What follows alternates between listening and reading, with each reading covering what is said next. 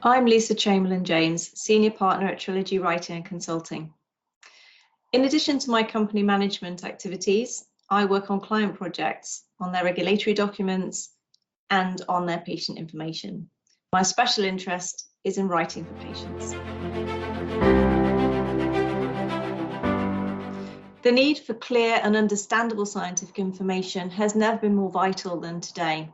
The pharmaceutical industry has had relatively few opportunities to connect directly with the general public and with patients. And I think that Lay Summaries is a unique opportunity for them to do that.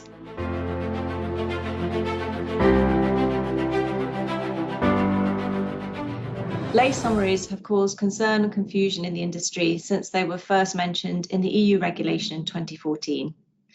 That's because to that point, regulatory documentation had been produced for people with a very high level of scientific knowledge and understanding.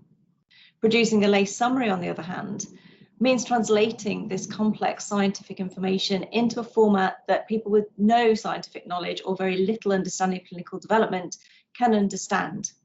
To be able to do that, you have to have a unique skill set and be able to produce this information in an unbiased, non-complex way. To be able to produce lay summaries that are really fit for purpose and really helpful for the general public, we need to make sure that people writing them are appropriately trained.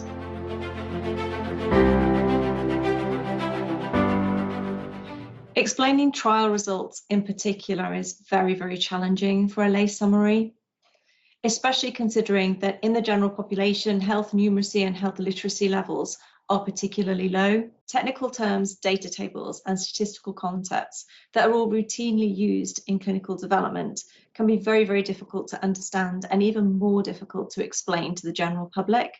But it's really important that this is done so that the key messages can be put into context and then a fit for purpose, non-biased document can be produced for the general public.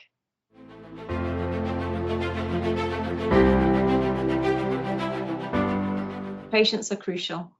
If we want to produce patient information and lay summaries in particular that are fit for purpose and relevant, then it is really important that we engage with patients and that we include them as part of the development process for these documents.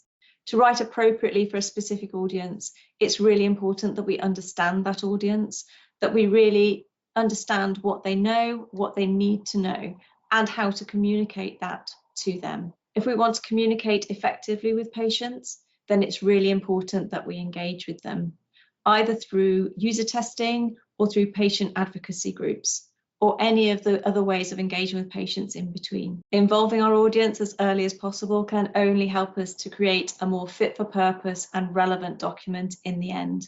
And surely that's the aim of all of our documentation. Thank you so much for listening to me.